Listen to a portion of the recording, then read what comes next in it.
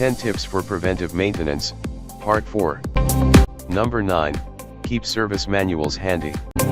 Manuals are often misplaced, but it's critical for machine operators to have access to them.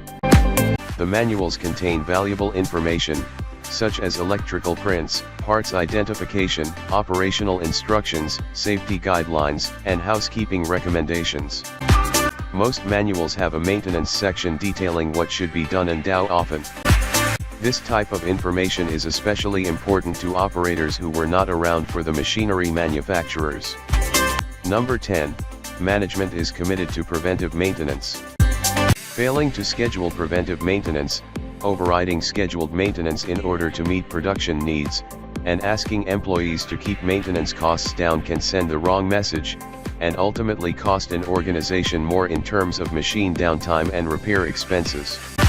If production needs don't allow for scheduled maintenance tasks to be executed, consider having the equipment maintained during off hours. When considering budgetary needs, realize that failure to perform preventive maintenance may result in much higher costs if equipment breaks down, particularly during a busy production time.